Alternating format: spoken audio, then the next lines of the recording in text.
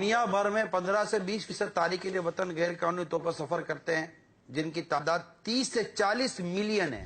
گزشتہ سال 2015 میں سب سے زیادہ ہند سے 16 ملین، دوسرے نمبر پر میکسیکو سے 12 ملین افراد نے ملک چھوڑا، روس سے 11 ملین، چین سے 10 ملین۔ یہ لیگل ہوں گے یہ تارکین وطن جو ہے نا، نہیں، غیر قانونی طور پر سفر کرتے ہیں۔ بنگلہ دیش کا بھی نام ہے، پاکستان سے 6 اور یوکرین سے بھی 6 ملین لوگ تارکین وطن ہوئے، 60 لاکھ ہو گئے نا۔ اقوام متحدہ کے مطابق سمندر پار کرنے کی کوشش کے دوران ایک ہفتے میں 14,000 سے زائد افراد ایک ہفتے میں ڈوبنے سے بچایا گیا، جبکہ سینکڑوں افراد کشتیاں ڈوبنے کے نتیجے میں سمندر میں بہہ گئے۔ عالمی تنظیمیں ہیں، وہ بھی اقوام متحدہ کے تحت ایک اعداد و شمار بیان کرتے ہیں کہ 2016 میں بحر روم میں ڈوب کر ہلاک ہونے والا یا لاپتہ ہونے والے افراد کی تعداد 4,690 ہے۔ یوں سمجھے کہ انسانوں کی گویا کہ ایک اسمگلنگ ہے کہ کس طرح غیر قانونی طور پر ایک ملک سے دوسرے ملک لوگ بھیجے جاتے ہیں۔ یہ روزانہ کی بنیاد پر 500-600 کے ساتھ یہ انلیگل بارڈر پار کرواتے ہیں، اور یہ ایران کے راستے پھر یہ اس کو گھما کر ترکی لے جاتے ہیں، اور ترکی میں جس طرح بتائیے کو میں تو کہہ رہا ہوں یہ آسان نہیں ہے، ایسا نہیں ہے کہ اب سیڑھی چڑھے ایران آ گئے، ادھر سے سیڑھی اترے تو ترکی چلے گئے۔ چوری چھپے بارڈر کراس کروایا ہمیں، 2-2.5 مہینے راستے میں لگے ہمیں، وہاں جا کے نا ہمیں 2 گھنٹے پیدل بھی چلنا پڑا۔ پہاڑی کے پیچھے ہم گئے ہیں تو میں سمجھا میں اکیلا ہوں، ادھر تقریباً 210 آدمی تھے۔ کمانے کی لالچ، مالدار بننے کی تما انسان کو کیسے کیسے لوگوں سے ملاتی ہے۔ ہمیں مارتے تھے، پیٹتے تھے، ہم ڈھوتے تھے، چھوٹیاں پیچھے پکڑ کے ہمیں دڑاتے تھے، لاتیں وغیرہ مارتے تھے، بڑا انہوں نے ظلم ہمارے ساتھ کیا۔ جنگل و بیابان، خطرناک راستوں کا سفر۔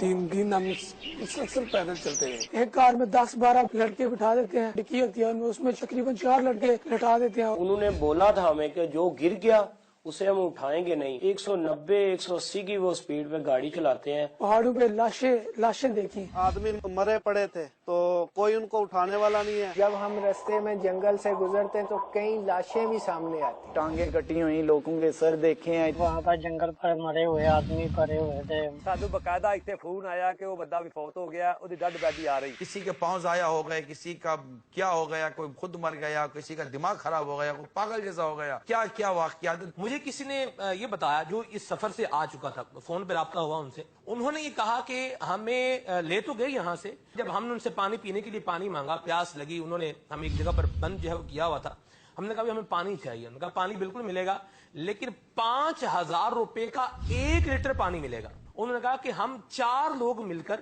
10,000 روپے میں 2 لیٹر پانی جو ہے وہ لیتے تھے اور پھر جو ہے وہ اس پر گزارا کرتے تھے۔ یہ صرف پاکستان کا مسئلہ نہیں ہے، یہ دنیا بھر کی پاپولیشن کا پرابلم ہے۔ یعنی یوں سمجھے کہ کچھ یہاں پاکستان سے گئے تو کچھ کسی اور ملک سے آئے، کچھ کسی اور ملک سے آئے، تو ایک جگہ پہ جمع کریں گے، پھر وہ باری باری کر کے نکالتے ہیں۔ سردی میں پہاڑوں میں، پانیوں میں، برفوں میں چلایا جاتا ہے۔ 2 دن تک مسلسل برفانی پہاڑوں میں چلتے رہے۔ ایک بندے نے بتایا میری انگلیاں ساری ختم ہو گئی، پیر جم گیا برف میں، تو وہ انگلیاں کاٹنی پڑی۔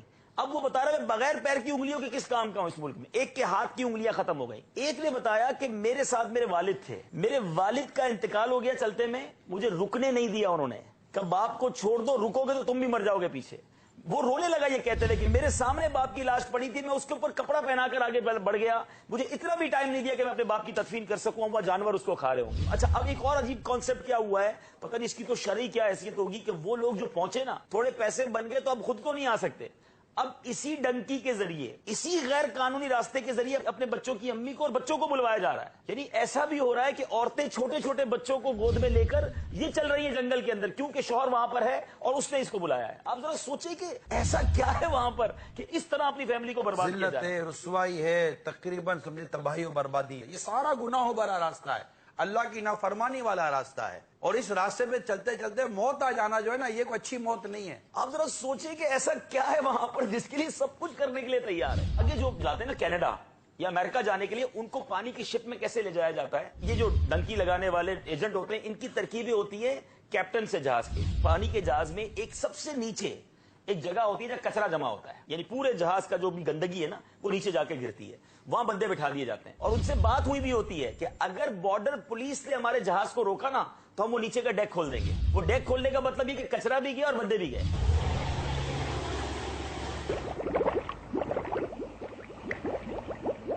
کئی بار بار بتایا گیا کہ ایسا ہوا کہ جیسے ہی سامنے سے فوج آ گئی یا پولیس آ گئی کسی بارڈر کی، کیپٹن کو اپنی جان بچانی ہے. میں جب یہ سوچتا رہا کہ جو لوگ اس جگہ بیٹھے ہوں گے، اور جب اس نے ایک بٹن دبا کر اس کو کھول دیا پانی کے اندر، تو سارا کچرا بھی پانی میں گیا گہرے سمندر میں، اور سارے لوگ بھی پانی میں گئے. لیکن میں نے کہا آپ جاتے ہیں، وہ لوگ بتاتے بھی ہیں، یہ غلط بات نہیں، یہ بتاتے ہیں کہ کبھی ایسا ہوگا تو ہم ایسا کر دیں گے، پھر بھی لوگ جانے کے لیے تیار. مدنی بہاریں بھی آ رہی ہیں جی ماشاء ہاں، اللہ. بالکل میں جا رہا تھا سنائیے. لیکن اللہ بھلا کرے مدنی چینل کا میری رہنمائی کر دی. سبحان اللہ. اللہ آپ کو جزائے خیر دے. مزہ آ رہا ہے. میرے ماں باپ بھی سلسلہ دیکھ رہے ہیں، انہوں نے کہا کہ ہم تمہیں بیرون ملک نہیں بھیجیں گے. یہ کہہ رہے ہیں جی مدنی چینل کی وجہ سے میں بچ گیا، میں سنڈے کو ترکی جانے والا تھا. مرکز اولیاء لاہور سے کہہ رہے ہیں کہ مجھے آج ایک میٹنگ میں پوچھا گیا کہ آپ کی زندگی کا مقصد کیا ہے.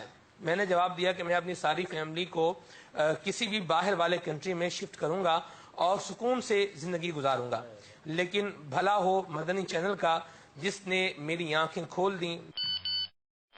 ایک اور میسج ہے، یہ کہہ رہے ہیں کہ اللہ تعالیٰ آپ کا بھلا کرے، آپ کی گفتگو سن کر میرا باہر جانے کا بھوت جو ہے یہ سر سے اتر چکا ہے.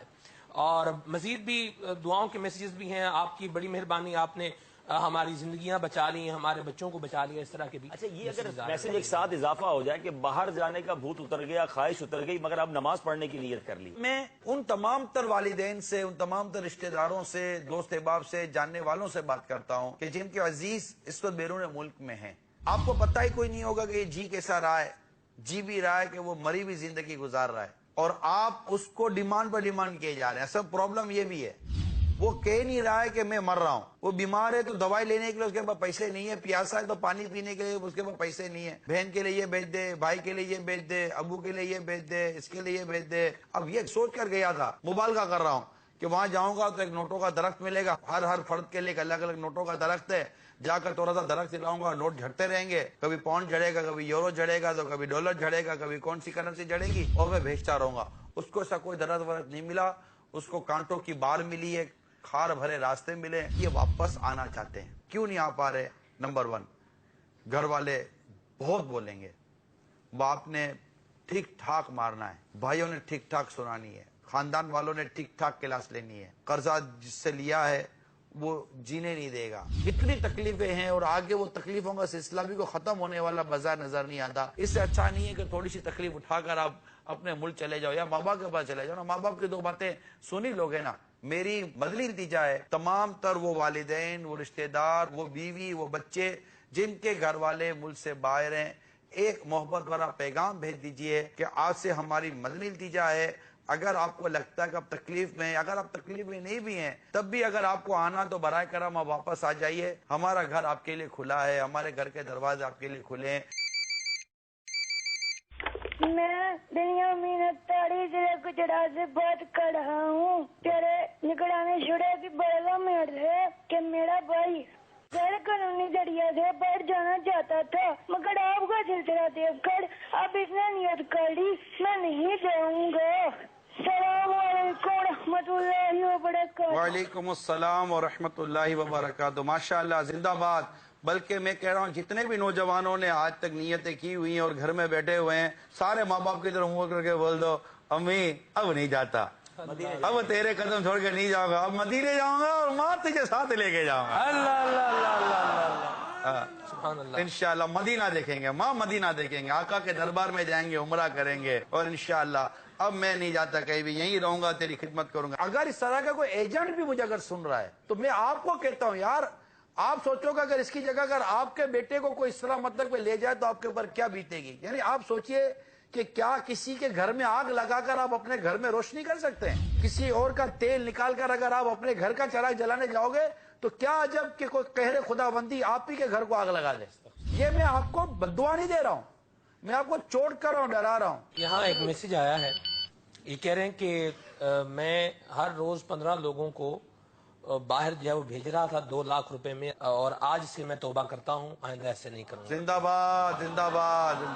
اللہ تعالیٰ آپ کو ایسا رزق حلال عطا فرمائے کہ آپ اور آپ کی نسلیں کبھی کسی کی محتاج نہ ہوں، اور اللہ کرے کہ ایسے ایجنٹ اگر ہمیں دیکھ اور سن رہے ہیں یہ سچی توبہ کریں، یہاں دنیا میں اپنے آپ کو خلاصی کرا کر چلے جائیں. جس دن یہ وبال لے کر مر گئے نا अब सोचो कि कैसे मरेंगे।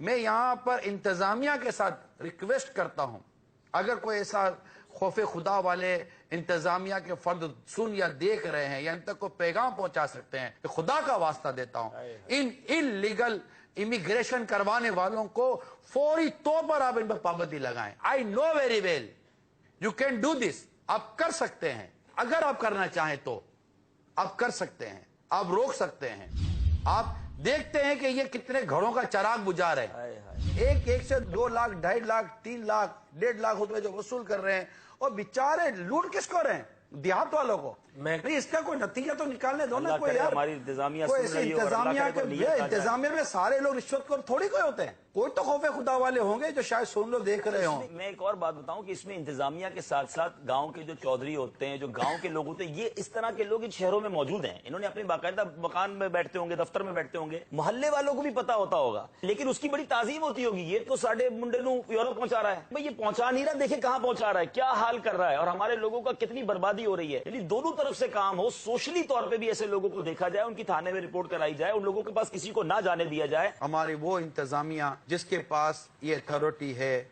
बराए करम मदनी इल्तिजा है, खुदारा इनको जो भी कानूनी वो सजाएं जिसकी शरीयत जिसको इंडोर्स करती हो, उसके मुतालिक बराए करम कोई एक्शन लें, भरपूर एक्शन लें। और जो ये इलीगल जाते हैं, ये वहां जाकर जिस आजमाइश में आते हैं, इन पर करम कीजिए, इनको यहीं रोक लीजिए, यहीं रोक लीजिए। और यहीं रोक कर जो भी मतलब कि इनके लिए जो यहाँ आजमाइश तो थोड़ी बहुत होनी है, वो उस आजमाइश से बहुत कम है जो इनको आगे होनी है, और इनको इनके घर वालों के हवाले करें, मेहरबानी करें। और जो बाहर हैं, अगर वो आना चाहते तो उनके लिए कोई आने की सी सूरत बन जाए कि यार चलो आ जाओ, क्योंकि वो बाहर बर्बाद हो रहे होते हैं।